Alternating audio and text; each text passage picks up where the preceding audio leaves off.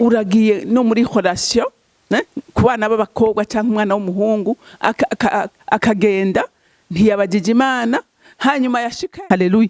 Kenshi tujya gufukama twamaze konona. Imana idufashe, Imana idutabare. Ntujye gufukama ari uko byamaze kwanga, ugasanga umubyeyi. Mariage ndababwire ni ikintu gikomeye, ni ikintu gikomeye kandi umwasi yanka, kubera imyaka iri kwiragusiga, kubera ubona uri kurakura, urihuta, urafata ibyo ubonye byose, ejo bizokubera ingorane. Ntiwige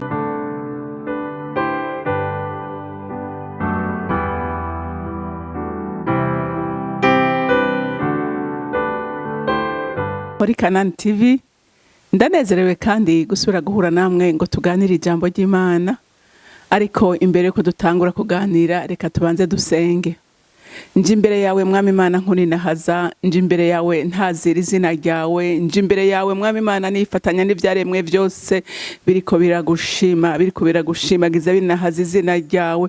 Mwami Imana mwijuru nta kindi gikorwa, bararirimba ishimwe ryawe, baravuga ukwera kwawe no gukomera kwawe. Natwe mwisi reka dushime Mwami Imana ibikorwa bitangaje wadukoreye, dushime ubuntu bwawe bugeretse ku buntu udahengeshanya kutugirira uko bukeye nuko bwije. Niki gitondo tugiriwe neza nawe Mwami Imana, kubona turiko turashima izina ryawe, turiko turavuga Mwami Imana ugukora kwawe, turiko turavuga ubukuru bwawe, turiko turavuga ineza yawe. None mukunzi mwiza, wakira amashimwe adudubiza mu mitima y'abana bawe. Kandi mukunzi mwiza, ndasenze saba mpwemuyera umufasha mwiza twahawe ngo azabane nanje kandi azagirire neza umuntu wese azokumva ijambo ngiye kuvuga. Mpwemuyera nukuri sinshaka kuvuga je, bakashaka kuvugishwa nawe. Wemere rero unkoresha ivyo ugomba kugira ngo abana b'Imana batabagwe kandi bagirirwe neza n'ijambo ry'Imana. Urakoze kuvyumvise kandi kwemeye kubikora. Icubahiro cyose n'amashimwe yose aba yawe. Nkaba ndabisenze ndavyizeye kuvyumvise mu izina rya Kristo Yesu, amen, amen. Rero ijambo Imana impaye kuganira namwe uyu munsi ni ijambo rivuga ngo twirinde kubaza Imana twamaze kugwa mu rudubi. Imbere yuko dukora ikintu cyose byari bibereye ko umuntu abanza kubaza Imana.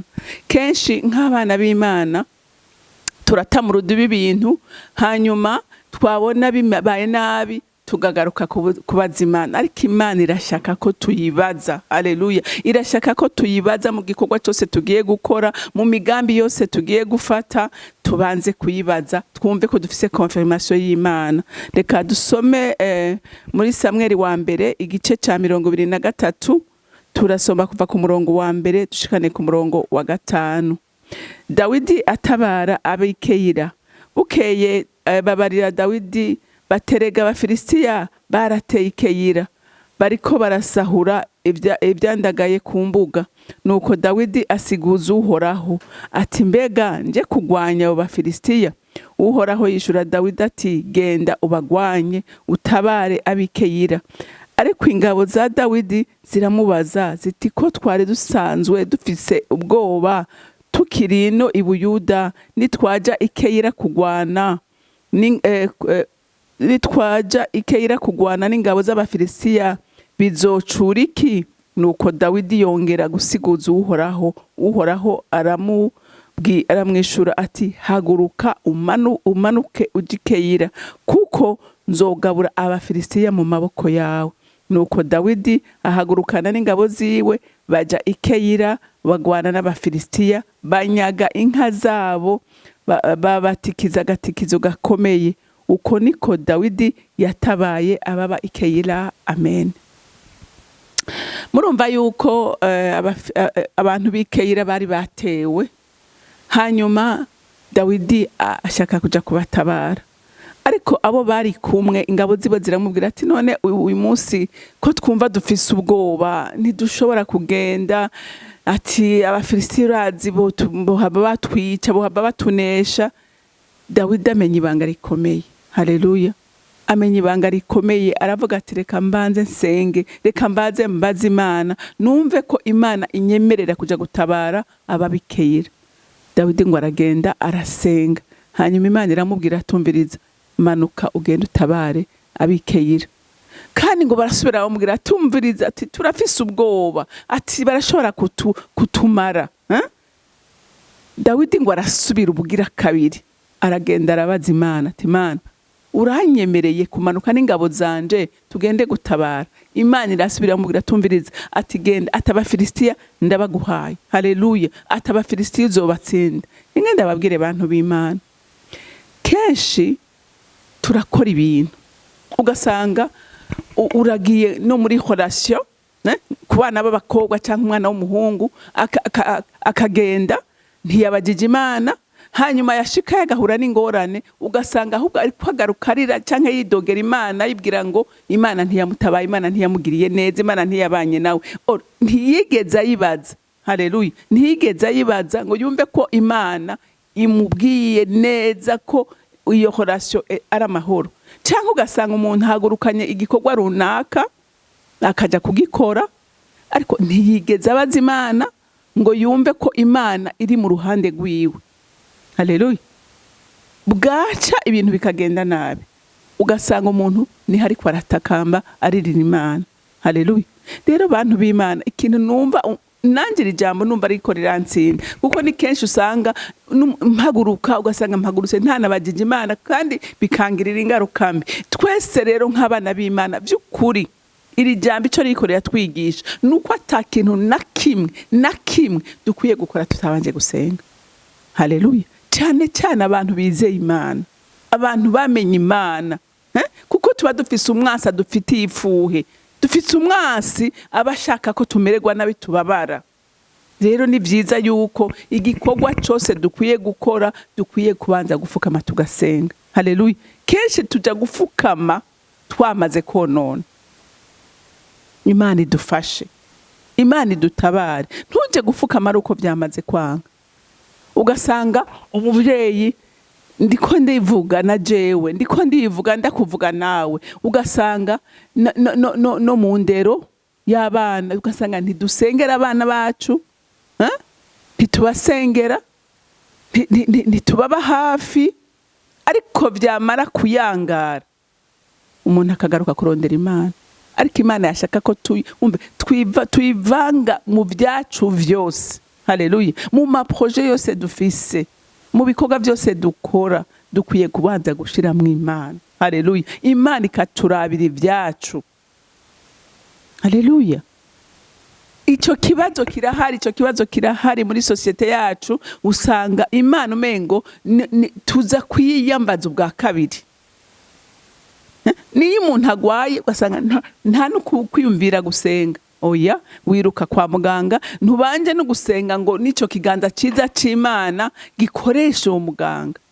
Haleluya. Hamwe wirutse wakwiragiye ahantu hose abaganga bose wabamaze, ukagaruka ku Mana. Imana idutabare. Reka abantu b'Imana twitoze ko Imana dukwiye kwishira mu kintu cyose cerekeye ubuzima bwacu. Proje yose utanguye gukora pfuka mu banzu yibaze. Dawidi ni icitegererezo ciza. Dawidi aravuga ati sinoja ku rugamba. Nta kintu na kimwe Dawidi yakora atabanje kubaza Imana. Ni naco gituma nawe yamana intsinzi. Yamana intsinzi kuko Imana yiwe yari yarayizeye, bari baranywanye baramenyana. Aramenya ati jewe nta kintu na kimwe noshobora kwishoboza atari Imana ikinshoboje. Reka iri jambo rigufashe nanje rifashe. Twige kwizera Imana.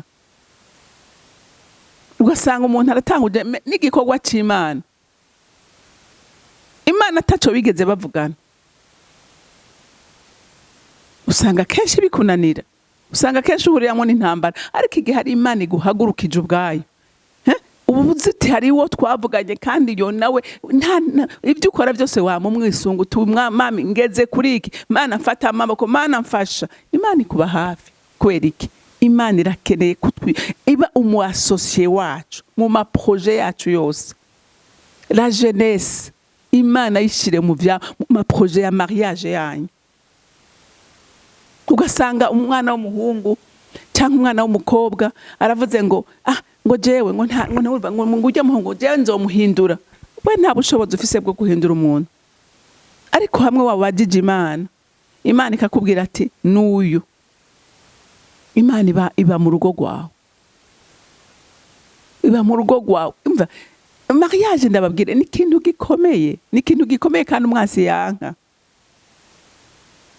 kubera imyaka iri kwiragusiga kubera ubona uri kurakura urihuta urafata ibyo ubonye byose ejo bizokubera ingorane ntiwigeze ubaza Imana uti mbega nuwa nteguriye mbwa ejo nivyanka ejo niwahura n'ingorane uzokwambaza abantu ntabara nimumfashe mu nsengere ntabara nimumfashe mbwira uko nuko ibi ndabivuga ndiko ndabwibwira na jewe ndiko ndavyibwira kuko hari byinshi nataye mu rudubi kandi bingirira ingaruka mbi ni byinshi nataye mu rudubi bingirira ingaruka mbi ariko nta muntu yizeye Imana nta muntu abazi Imana yirengagiza haleluya Imana yivanga mu byo ariko arakora kandi bikagenda neza murabona Dawidi ngaha aye ku murongo wa 3 ngo ariko ingabo za Dawidi ngo ziramubaza ziti ko twari dusanzwe dufise ubwoba tukiri ino ibuyuda ngo dufise ubwoba tukiri ino ibuyuda ngo nitwaje Keyila kugwana n'ingabo z'Abafilisitiya ngo tuzocura iki urumva bari bafise ubwoba baraba izo ngabo ingene zikomeye ariko ntibamenya ko Imana haleluya Imana ifise imbaraga isumba izo ngabo Dawidi ngo arasubira aragenda ati mbega noba nihenze urumva Dawidi ntiyaciye yemeranya n'iby'ingabo zivuze ingabo zariko ziramuca ivutu zariko ziramuca intege zimutera ubwoba ariko arasubira ati no reka asubire mbaza Imana ku murongo wa 4 ngo nuko Dawidi yongera gusiguza uhoraho aramwishura ati haguruka umanuke uje Keyila kuko nzogabura Abafilisitiya mu maboko yawe mwavyumvise Dawidi urumva ibiterabwoba byariho nabo bari kumwe bose bafise ubwoba mugara avuga ati no iyambwiye ndayizi haleluya iyo yavuganye nanje ndayizi naravuga ati kasubire ndayibaze Imana inezererwa n'umutima wa Dawidi kubona ko ata acte nimwe haleluya yoshobora gukora atabanje kubaza Imana irasubira iramubarira ati haguruka Dawidi ingabo z'Abafilisitiya naziguhaye urazinesha haleluya ese coduha umutima ese compa nawe ikaguha uwo mutima ukwama imisi yose ushira Imana imbere mu vyawe haleluya ugashira imbere Imana ntizodutetereza nukuri numva ari ryo jambo Imana yashyize ku mutima wanje nukuri igufashe nanje mfashe tuyizere mu byo dukora byose tuyasosiye mu bikorwa byose dukora mu migambi yose tugira haleluya ntupfe gutamura udubi kandi nturambigwe hagara barambigwa n'ubuzima akiheba akita kandi akabona by'ukuri ko ibyo agira kore bizomugirira ingaruka mbi ariko kubera kuruha kubera kurambigwa ugasanga ataye mu rudubi ibintu kandi bikamugirira ingaruka mbi rero nukuri wasosiye Imana ntizogutererana izokugirira neza Mana datarugira byose uri mu ijuru sindambirwa kugushimira urukundo rwawe ni neza yawe ndagushimira mwami Imana ko atana mutererana abana bawe ukwiyambaje wese umubaha gufi kandi ukamugirira neza n'ubu ndasengera abana bawe kugira ngo twese tugire mwami confiance tukwizere tumenye ko uri kumwe nawe atakintu na kimwe gishobora kumunyiganyiza kandi atakintu na kimwe gishobora kumutsinda rero twese dushigikire mitima yacu tuyihereze kuri wewe ivyiyumviro byacu n'imigabo n'imigambi yacu yose tuyishire mu biganza byawe ko tuzi neza ko ari wewe ushoboye byose urakoze kuvyumvise kandi kwemeye kubidukorera nta micubahiro cyose n'amashimwe yose aba yawe nkaba ndabisenze ndabyizeye kuvyumvise mu izina rya Kristo Yesu amen mwarahezagiwe mugira umunsi mwiza.